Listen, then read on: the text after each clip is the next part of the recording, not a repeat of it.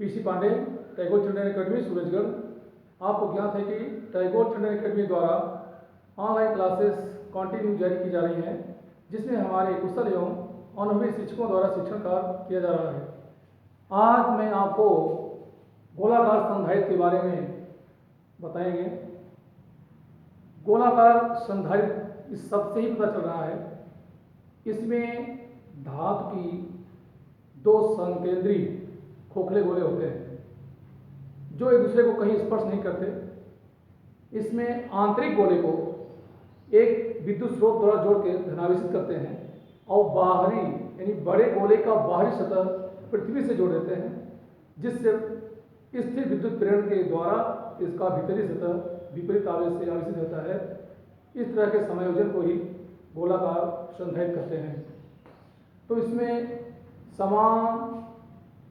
लगभग समान त्रिज्या या ये कह लें कि दो संकेंद्री खोखले गोले होते हैं। इसमें दो संकेंद्री खोखले गोले होते हैं।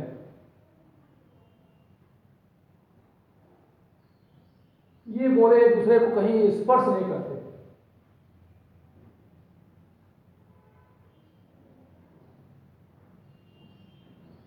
इसमें आंतरिक गोले को एक विद्युत स्रोत द्वारा धनावेशित किया जाता है।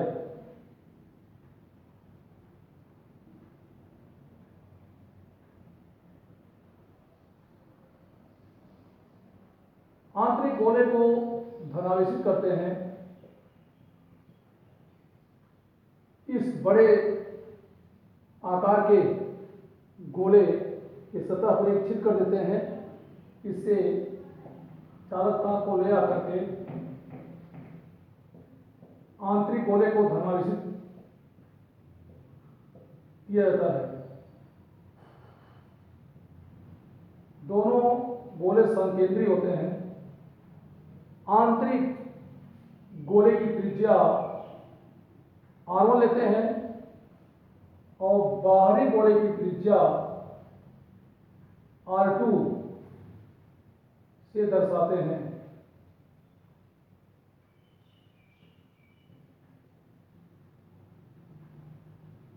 तो आंतरिक गोले की त्रिज्या R1 और बाहरी गोले की त्रिज्या R2 के रूप में लेते हैं।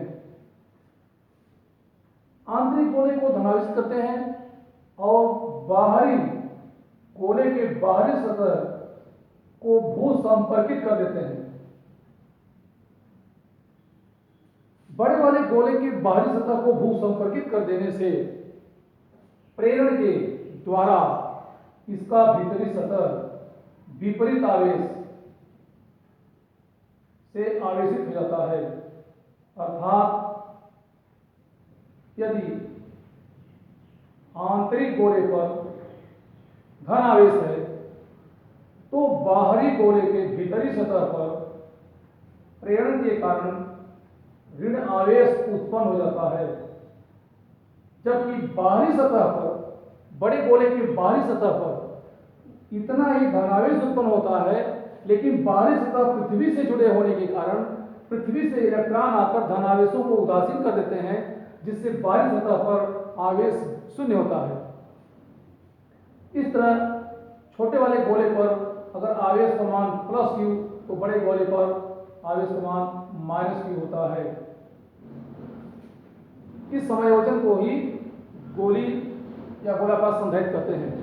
हाँ, इसमें ध्यान देने योग्य बात है कि जो आंतरिक गोला है यह खोखला भी हो सकता है और ठोस भी हो सकता है, जबकि बाहरी गोला ये सदैव खोखला होता है। यानी आंतरिक गोला ये खोखला भी हो सकता है और ठोस भी हो सकता है, जबकि बाहरी गोला सदैव खोखला रहता है। यहाँ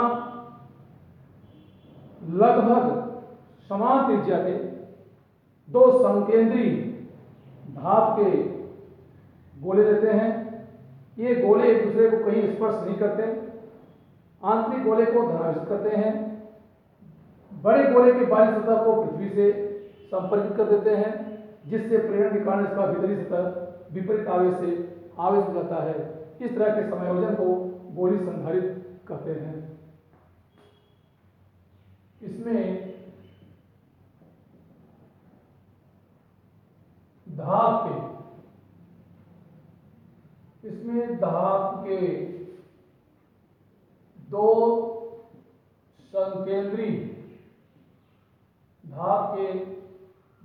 संकेंद्री खोखले गोले होते हैं।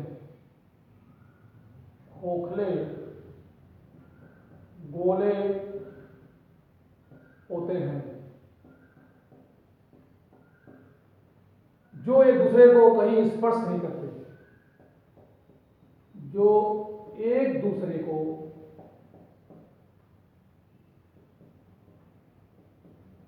कहीं स्पर्श नहीं करते हैं।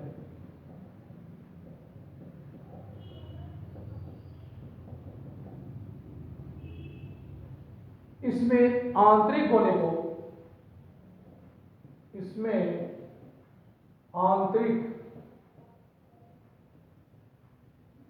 अर्थात अंदर वाले छोटे गोले को, आंतरिक गोले को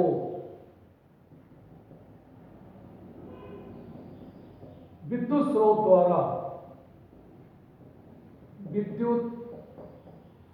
द्वारा धनावेशित करते हैं। विद्युत स्रोत द्वारा धनावेशित करते हैं, जबकि बाहरी गोले अर्थात बड़े गोले के बाहरी सतह को पृथ्वी से संयोजित कर देते हैं। पृथ्वी से संयोजित कर देते हैं,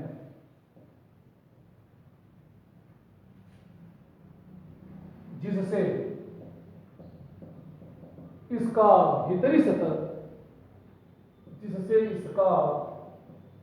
भीतरी सतह प्रेरण द्वारा ऋणावेशित हो जाता है। प्रेरण द्वारा ऋणावेशित हो जाता है।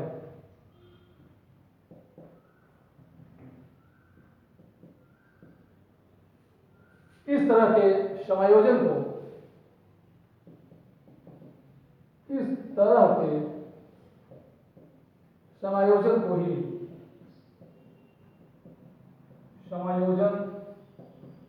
को ही गोली संधारित्र कहते हैं। गोलीय संधारित्र कहते हैं। तो इससे ज्ञात होता है कि गोलीय संधारित्र में धातु के दो संकेंद्री खोखले गोले होते हैं जो एक दूसरे को कहीं स्पर्श नहीं करते हैं।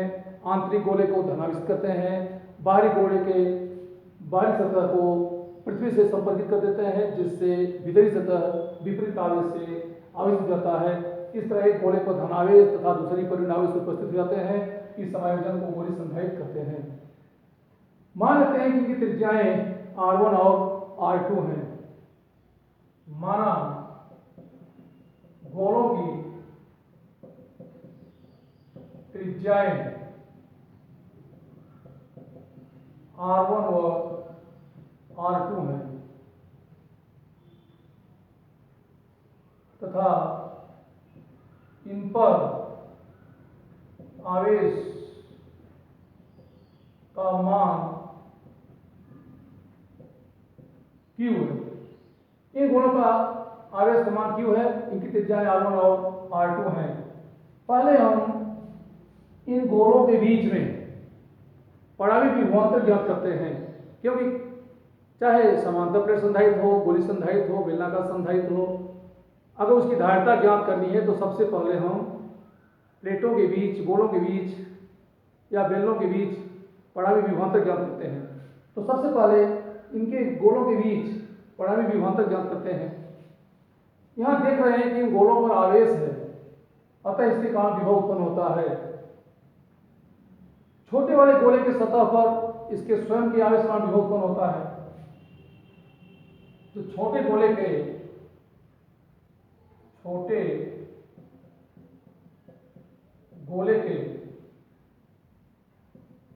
स्वयं के आवेश के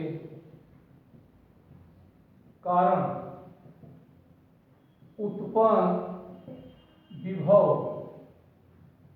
छोटे गोले के स्वयं के आवेश के कारण उत्पन्न विभव, क्योंकि छोटे गोले के सतह पर धनावेश उपस्थित है, अतः इसके कारण उत्पन्न विभव V1 = 1/4 pi epsilon not Q by R1। यह समीकरण एक रूप प्राप्त होता है। यहाँ छोटे गोले पर आवेश धनात्मक है, अतः इसके कारण उत्पन्न विभव धनात्मक होगा। इसी प्रकार बड़े गोले के भीतरी सतह पर ऋण आवेश के कारण, इसी प्रकार बड़े गोले के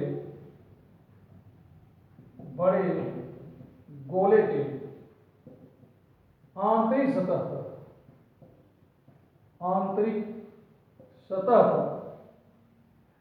उपस्थित ऋण आवेश के कारण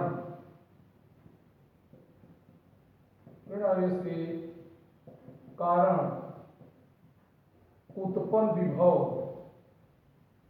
चूंकि बड़े गोले के आंतरिक सतह पर ऋण आवेश उपस्थित है, अतः इसके कारण उत्पन्न विभव ऋणात्मक होगा। यानी V2 = -1/4 pi epsilon not Q by R2। चूंकि आवेश तो सतह पर उपस्थित है, लेकिन ऐसा व्यवहार करता है जैसे इसके केंद्र पे हो, इसलिए दूरी हमेशा केंद्र से ही मापते हैं।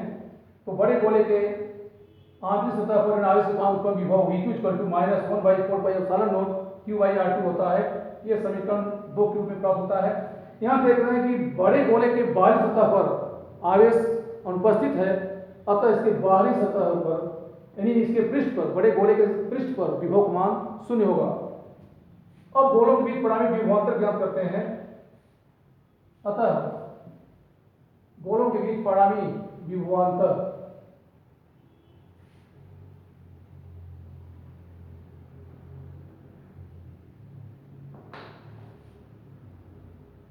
इसलिए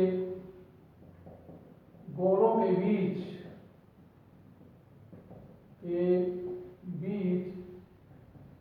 परिणामी विभवांतर V = V1 + V2 या V = 1/4 pi epsilon not Q by R1 minus, अब यहाँ पे प्लस तो है लेकिन V2 का मान निगेटिव है, इसलिए यहाँ पे निगेटिव हो जाता है, -1/4 pi epsilon not Q by R2। चूंकि बड़े गोले के बाहरी सतह पर आवेश 0 है, अतः बड़े गोले के पृष्ठ पर विभव मान 0 होगा। इनमें हम कॉमन लेते हैं Q/4 पाई एप्सिलॉन नॉट, शेष क्वांटिटी जो बचती है ये 1/R1 - 1/R2। V = Q/4 pi epsilon not, R1 इसका हम एलसीएम लेते हैं, तो यहाँ पे R2 - R1 प्राप्त होता है। यह समीकरण 3 के रूप में प्राप्त है। यही है इस गोली संधारित्र के गोलों के बीच, गोली संधारित्र के बीच पड़ावी विभवांतर। अगर इस गोली संधारित्र के बीच विभवांतर ज्ञात है तो इसकी धारिता ज्ञात हो जाएगी। अतः गोली संधारित्र की धारिता,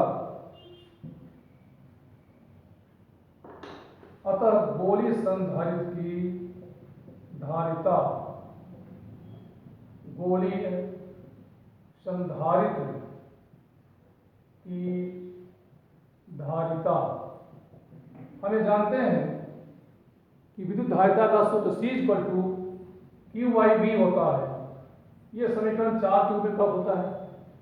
समीकरण 3 से V का मान 4 में रखते हैं, तो समीकरण 3 से V का मान 4 में रखने पर, समीकरण 3 से V का मान 4 में रखने पर गोलीय संधारित्र की धारिता C = Q/4πε0 इंटू ब्रैकेट में R2 - R1/R1R2। यहाँ Q से Q कैंसिल हो जाता है। अब ये जो नीचे की क्वांटिटी है 4πε0, ये ऊपर न्यूमरेटर के रूप में जाती है, तो C = 4πε0 R1R2/R2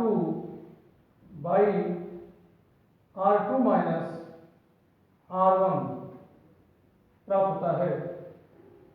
तो यहाँ पर गोलीय संधारित्र की धारिता का मान C = 4πε0 R1R2/R2 - R1 के रूप में प्राप्त होता है। यह मान गोलीय संधारित्र की धारिता होती है। इस सूत्र में देखते हैं Q का मान उपस्थित नहीं है। इससे ज्ञात होता है कि गोलीय संधारित्र की धारिता आवेश पर नहीं बल्कि इन गोलों की त्रिज्याओं पर निर्भर होती है। अगर इन गोलों की त्रिज्याएं ज्ञात है तो इस सूत्र में त्रिज्या R1R2 का मान रख करके गोलीय संधारित्र की धारिता ज्ञात कर सकते हैं। यदि इन गोलों के बीच में कोई परावैद्युत माध्यम उपस्थित हो, यदि इन गोलों के बीच कोई परावैद्युत माध्यम उपस्थित हो जिसका परावर्तन εr हो, तो इसके बीच में परावैद्युत पदार्थ अर्थात रबर, मोम, प्लास्टिक, गंधक किसी परावैद्युत पदार्थ को भर देते हैं, क्योंकि हमें जानते हैं कि संधारित्र की प्लेटों के बीच परावैद्युत पदार्थ के भरने से संधारित्र की धारिता बढ़ जाती है। इन संधारित्र के बीच εr परावर्तन का कोई परावैद्युत पदार्थ भरते हैं तो उसकी धारिता εr गुना बढ़ जाती है। तो यदि गोलों के बीच εr परावर्तन का कोई परावैद्युत पदार्थ उपस्थित है तो इसकी धारिता का मान εr गुना बढ़ जाता है।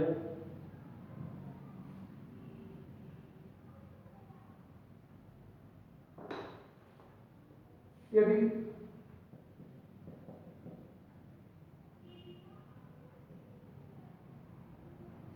इन गोलों के बीच εr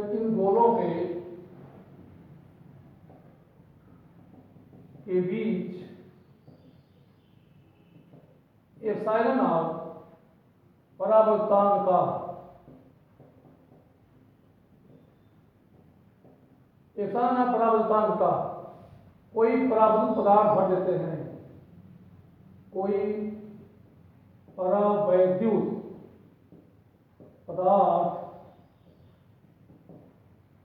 भर देते हैं, तो धारिता का मान, तो इसकी धारिता εr गुना बढ़ जाती है।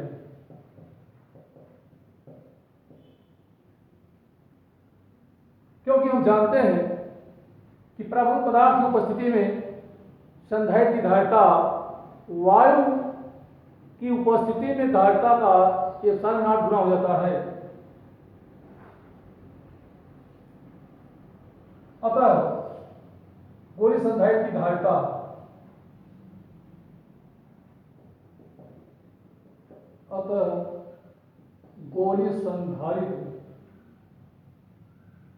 की धारिता C = 4πε0 εr R1 into R2 by R2 minus R1 होती है, जो वायु संधारित्र की तुलना में साधारण गुना अधिक होती है। तो इस तरह से गोलीय संधारित्र की धारिता ज्ञात कर सकते हैं। अब हम संधारित्रों के संयोजन के बारे में अध्ययन करेंगे। संधारित्रों का संयोजन दो प्रकार का होता है, एक श्रेणी संयोजन, दूसरा समांतर संयोजन। तो संधारित्रों का संयोजन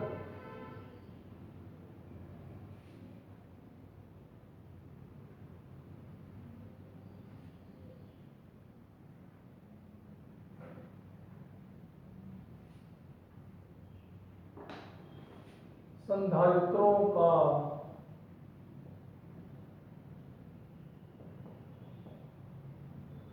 संयोजन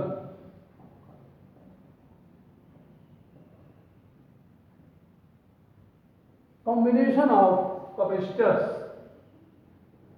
combination of capacitors। संधारित्रों का संयोजन दो प्रकार का होता है। नंबर 1 श्रेणी संयोजन, श्रेणी संयोजन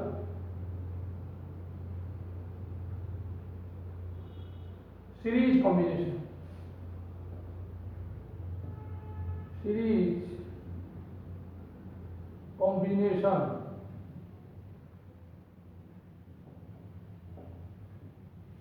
संधारित्रों के श्रेणी संयोजन में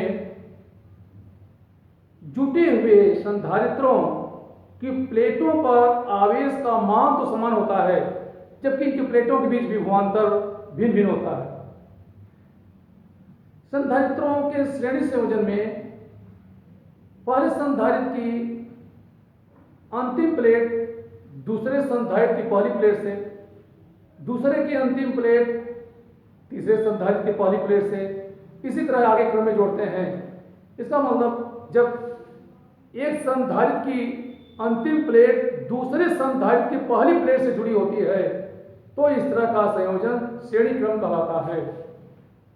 सामान्य रूप से हम बता चुके हैं कि संधारित्र को निम्न प्रकार से दर्शाया जाता है। तो संधारित्रों के श्रेणी संयोजन में पहले संधारित्र की लास्ट प्लेट को इन दूसरी प्लेट को दूसरे के पहले से संयोजित करते हैं। तो जब पहले संधारित्र की दूसरी प्लेट दूसरे के पहले से जुड़ी होती है, तो इस तरह का संयोजन श्रेणी संयोजन कहलाता है। जैसे यहाँ दो संधारित्र लेते हैं, प्रत्येक संधारित्र में दो प्लेट होती है। इसमें ये पहले संधारित्र है, इसकी धारिता C1 ले लें, तो इस पहले संधारित्र की इस तरफ की प्लेट पहली प्लेट होगी और इधर की दूसरी प्लेट कहलाएगी। इसी तरह C2 धारिता वाले दूसरे संधारित्र की इस तरफ की प्लेट पहली, इधर की दूसरी होगी। यहाँ यह देखते हैं कि पहले संधारित्र की दूसरी प्लेट दूसरे संधारित्र के पहली प्लेट से जुड़ी हुई है। तो इस तरह का जो संयोजन है यह श्रेणी संयोजन कहलाता है।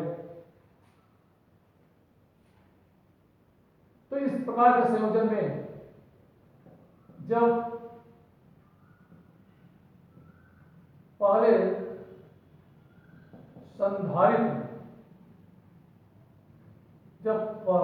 संधारित्र की दूसरी प्लेट पहले संधारित्र की दूसरी प्लेट दूसरे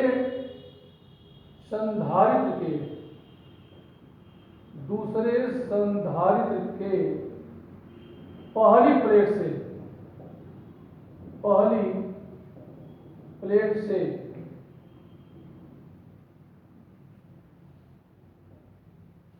पहले संधारित्र की दूसरी प्लेट दूसरे संधारित्र के पहली प्लेट से जुड़ी हो,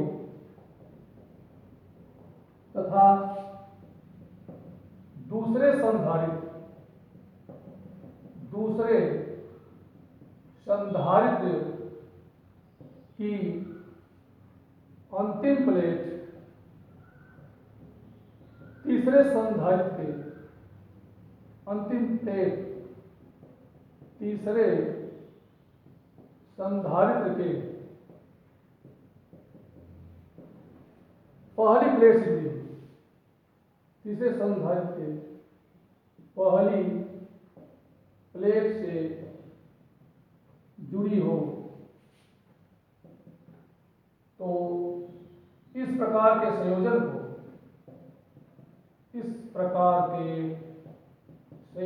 को श्रेणी संयोजन कहते हैं।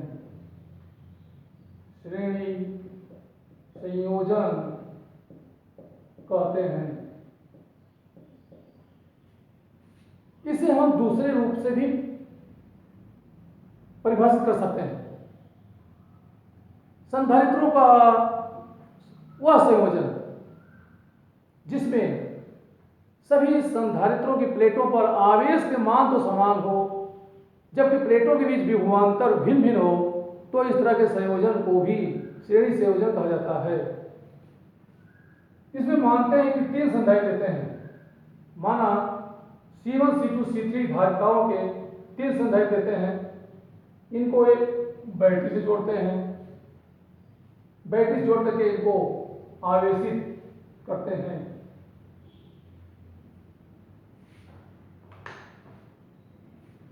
यहां तीन संधारित्र देते हैं जिनकी धारिताएं क्रमशः C1 C2 व C3 होती हैं।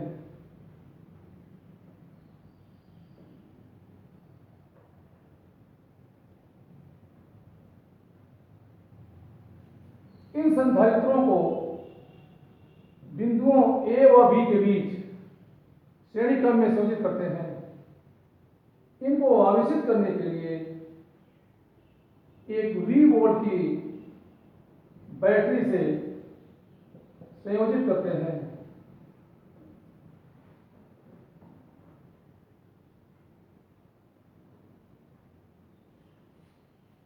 इन संधारित्रों की धारिताएं क्रमशः C1 C2 और C3 हैं।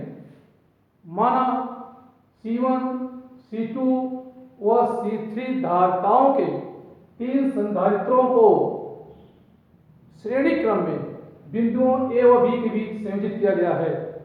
ये तीनों संधारित्र श्रेणी क्रम में है क्योंकि हम यह देखते हैं कि पहले संधारित्र की अंतिम प्लेट दूसरे संधारित्र के पहली प्लेट से और दूसरे संधारित्र की अंतिम प्लेट तीसरे के पहले से जुड़ी है। अतः ये तीनों श्रेणी क्रम में है।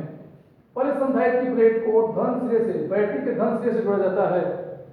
इस पे धन आवेश उपस्थित होते हैं तो प्रेरण के कारण दूसरे संधारित्र के भीतरी सतह पर ऋण आवेश उत्पन्न होता है और बाहरी सतह पर धनावेश। लेकिन यहां देख रहे हैं कि पहले संधारित्र की दूसरी प्लेट दूसरे संधारित्र की पहली प्लेट से जुड़ी है। अतः दूसरे संधारित्र की पहली प्लेट से इलेक्ट्रॉन आकर के इसके बाहरी सतह पर जो धनावेश होते हैं, इन धनावेशों को दूसरे संधारित्र की पहली प्लेट से ऋणावेशित इलेक्ट्रॉन आकर के इन धनावेशों को उदासीन कर देते हैं तो धनावेश विलुप्त हो जाते हैं। केवल इसके भीतरी सतह पर ऋणावेश रहते हैं और जो ऋणावेश यहाँ से दूसरी प्लेट से यहाँ आते हैं उनकी कमी होने से यहाँ पर धनावेश उत्पन्न हो जाता है। फिर प्रेरण के द्वारा दूसरे प्लेट के भीतरी सतह पर ऋणावेश उत्पन्न होता है और बाहरी सतह पर धनावेश जो तीसरे संधारित्र की पहली प्लेट से इलेक्ट्रॉनों के द्वारा उदासीन होता है। इस तरह देखते हैं कि प्रत्येक संधारित्र की पहली प्लेट धनावेशित और दूसरी ऋणावेशित हो जाती है। इनके बीच विभवांतर भिन्न भिन्न होता है। चूंकि यह श्रेणी क्रम में है, अगर इसमें मान लें कि प्रवाहित आवेश की मात्रा Q है तो तीनों संधारित्रों पर आवेश की मात्रा तो समान होती है, लेकिन इनकी धारिताएं भिन्न भिन्न हैं। तो धारिताएं भिन्न भिन्न होने से विभवांतर का मान भिन्न भिन्न होता है, क्योंकि हमें जानते हैं कि संधारित्र आवेश की मात्रा Q = CB या V = QIC होता है। तो भले ही इनकी प्लेटों पर आवेश का मान समान है, लेकिन धारिताएं भिन्न भिन्न हैं। तो धारिताओं का मान भिन्न भिन्न होने से, C का मान भिन्न होने से इन प्लेटों के बीच विभवांतर भी भिन्न होता है। तो पहली प्लेट के सिरे पर विभवांतर V1, दूसरी प्लेट के सिरे पर विभवांतर V2 और तीसरी प्लेट के सिरे पर विभवांतर का मान V3 हो जाता है। लेकिन यहाँ ध्यान देने योग्य बात है कि इन तीनों संधारित्रों के प्लेटों के बीच विभवांतर का जो योग होगा वो इस आरोपित विद्युत स्रोत के विभवांतर के ही बराबर होगा।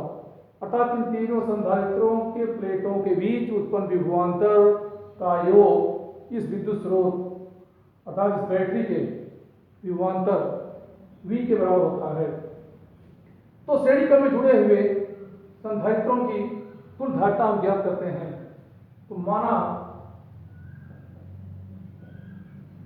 C1 C2 माना C1 C2 व C3 धारिताओं के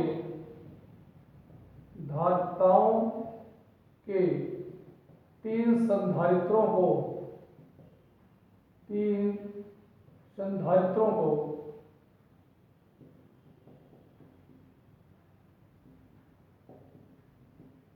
बिंदुओं A और B के बीच, बिंदुओं A और B के बीच श्रेणी क्रम में संयोजित किया गया है। श्रेणी क्रम में संयोजित किया गया है।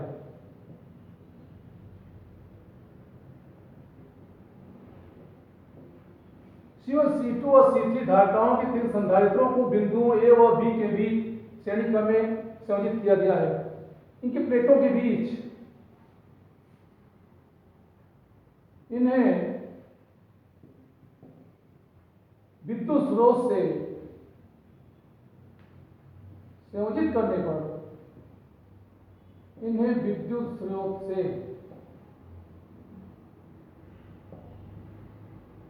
संयोजित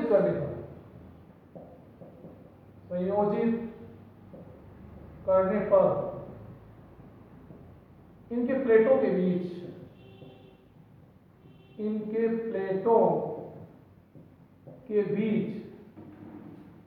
विभवांतरों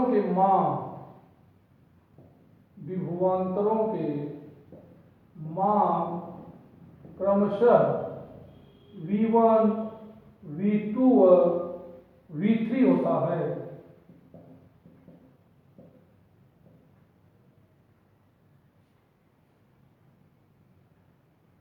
इन पर आवेश के मान Q है। तो इन संधारित्रों की प्लेटों पर आवेश का मान Q है, जबकि इनके प्लेटों के बीच विभवांतर भिन्न V1 V2 और V3 है। संधारित्रों के श्रेणी संयोजन में कुल धारिता ज्ञात करते हैं। तो पहले संधारित्रों की प्लेटों के बीच उत्पन्न विभवांतर निकालते हैं। इसलिए संधारित्रों की प्लेटों के बीच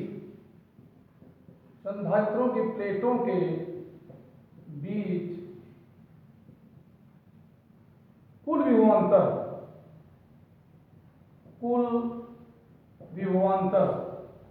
V equal to V1 plus V2 plus V3। लेकिन यहां देख रहे हैं कि इन प्लेटों पर, संधारित्र की प्लेटों पर आवेश का मान तो समान है कि इनकी धारिताएं भिन्न भिन्न हैं। अतः V1 के प्लेस पे लिखते हैं Q by C1 plus Q by C2 plus Q by C3, क्योंकि क्या जानते हैं कि V equal to Q by C होता है, क्योंकि सूत्र है Q इक्वल टू CV। संधारित्र की प्लेट पर आवेश का मान Q इक्वल टू CV या V equal to Q by C। यहाँ V1 के प्लेस पे Q बाई C1, इसी तरह V2 की जगह Q बाई C2 तथा V3 की जगह Q बाई C3 लिखते हैं। अब इसमें से Q कॉमन लेते हैं तो ब्रैकेट में जो बची राशि है 1/C1 plus 1/C2 plus 1/C3 प्राप्त होती है यदि इन तीनों संधारित्रों की तुल्य धारिता या एक कहें कि कुल धारिता C है और उसी भी वोल्ट की बैटरी से इनको संयोजित किया जाए, संयोजित करके आवेश प्रवाहित किया जाए तो आवेश की मात्रा Q होगी। तो यह तीनों संधारित्रों की तुल्य धारिता C हो, या ऐसे कह सकते हैं कि यह तीनों संधारित्रों के स्थान पर C धारिता का कोई संधारित्र जुड़ा हो जिसे V वोल्ट की बैटरी से संयोजित किया जाए तो इसमें भी आवेश Q होगा। अगर इस संधारित्र की प्लेट पर आवेश Q है तो इसके बीच विभवांतर का मान इस आरोपित विद्युत स्रोत के विभवांतर के बराबर होगा। यहां C इन संधारित्रों की कुल धारिता होगी, जिसे हम कह सकते हैं यदि संधारित्रों की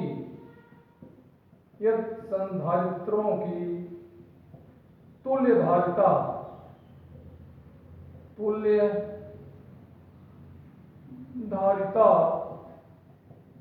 C हो,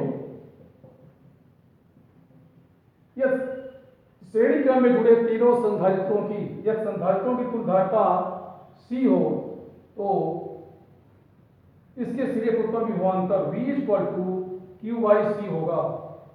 यहां देखते हैं समीकरण 1 और 2 की अगर तुलना करें तो इनके बाएं पक्ष के मान समान है। अगर इनका बाएं पक्ष समान है तो दाएं पक्ष भी समान होगा, या समीकरण 2 से V का मान 1 में रखते हैं तो समीकरण 1 और 2 से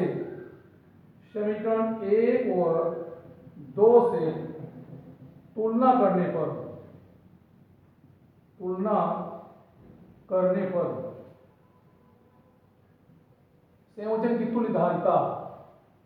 संयोजन की तुल्य धारिता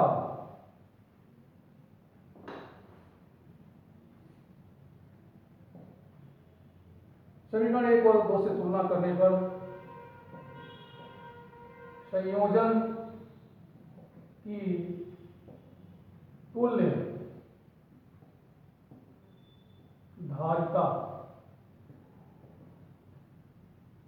Q/C is equal Q into 1/C1 plus 1/C2 plus 1/C3, जो कि समीकरण 1 में दे चुके हैं। इसमें V equal to Q into 1/C1 plus 1/C2 plus 1/C3 प्राप्त हुआ था।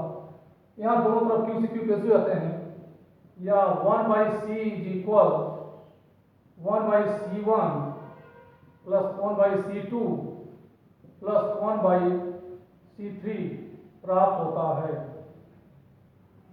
1/C equal to 1/C1 plus 1/C2 plus 1/C3, यह समीकरण 3 गुण प्राप्त होता है। इस तरह हम देखते हैं कि अगर संधारित्र श्रेणी क्रम में जुड़े हैं तो इनकी कुल धारिता का व्युत्क्रम जुड़े हुए संधारित्रों के व्युत्क्रमों के योग के बराबर होता है। और यह भी ज्ञात होता है कि अगर संधारित्र 2, 3, 4 संधारित्र श्रेणी क्रम में जुड़े हैं तो इनकी तुल्य धारिता का मान इनमें जुड़े हुए संधारित्रों में सबसे कम मान की धारिता से भी कम होता है। अर्थात यह संधारित्रों को श्रेणी क्रम में जोड़ते हैं तो इनकी तुल्य धारिता जुड़े हुए संधारित्रों में जिसकी सबसे कम धारिता होती है उससे भी कम आता है। जैसे एक उदाहरण के रूप में अगर लेते हैं,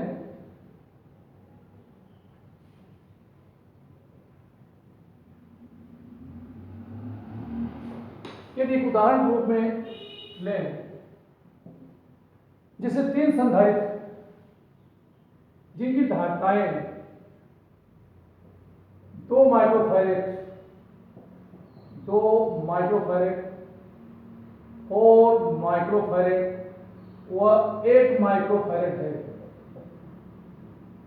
को बिंदुओं A व B के बीच श्रेणी क्रम में संयोजित करें तो इनकी तुल्य धारिता इनमें जुड़े हुए संधारित्रों में सबसे कम मान अर्थात 2 माइक्रोफैराड से भी कम होता है। इसे सूत्र में रख करके देख सकते हैं, क्योंकि हम जानते हैं कि श्रेणी क्रम में अगर संधारित्र जुड़े हैं तो इनकी तुल्य धारिता 1/c equal to 1/c1 plus 1/c2 plus 1/c3 होता है। यहाँ इनकी धारिताएं क्रमशः 2, 4 और 8 माइक्रोफैराड हैं। 1/c equal to 1/2 plus 1/4 plus 1/8। तो 1/c इक्वल टू, अगर इनके एलसीएम लेते हैं तो एलसीएम लेने पर इनका एलसीएम 8 प्राप्त होता है। तो इनके सोल्व करने पर 1/c इक्वल टू 7/8, या इसका रिवर्स करते हैं तो c इक्वल टू 8/7 माइक्रोफैराड होता है, जिसकी वैल्यू 2 माइक्रोफैराड से भी कम है। इससे ज्ञात होता है कि यदि संधारित्रों को श्रेणी क्रम में संयोजित करते हैं तो इनकी तुल्य धारिता का मान इन संधारित्रों में सबसे कम मान के धारिता से भी कम होता है, और तुल्य धारिता का मान जुड़े हुए संधारित्रों के व्युत्क्रमों के तुल्य धारिता का व्युत्क्रम सभी संधारित्रों के धारिताओं के व्युत्क्रमों के योग के बराबर होता है। तो हमें संधारित्र मान अगर कम करना हो, अगर धारिता को घटानी है, तो संधारित्रों को हम श्रेणी क्रम में जोड़ते हैं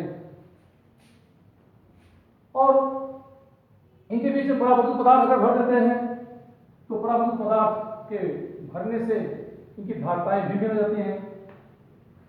जैसे यहाँ पर पहले पदार्थ के प्लेटों के बीच में अगर एप्सिलॉन r परावर्तन का पदार्थ भर दें, दूसरी प्लेट के बीच में एप्सिलॉन r2 परावर्तन का पदार्थ भर दें, और तीसरी प्लेट के बीच एप्सिलॉन r3 परावर्तन का पदार्थ भर दें, तो सर्वप्रथम पहले इनकी हम धारिताएं ज्ञात करते हैं। इनको हम निम्न रूप से भी दर्शाते हैं। जैसे 3 संधारित्र अगर लेते हैं और इन तीनों संधारित्रों को लेकर तो धारिता ज्ञात करें, या इनके प्लेटों के बीच अलग अलग पट्टिका के अलग अलग मोटाई के परावैद्युत पदार्थ भर दें।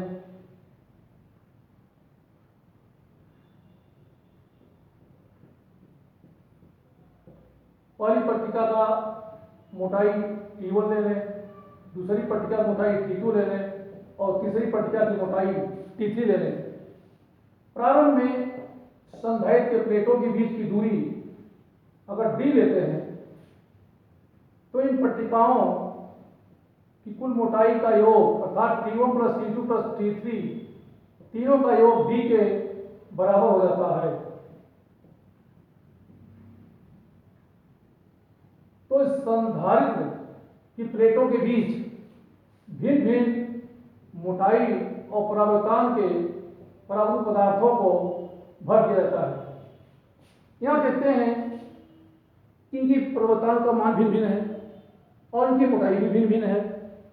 अगर ये समान मोटाई के होते तब तो प्रत्येक पट्टिका की मोटाई यह d/3 और d/3 होता, लेकिन यहाँ देख रहे हैं कि इनके बीच की दूरी बढ़ रही है। पदार्थ भरने से बीच की दूरी कम हो जा रही है।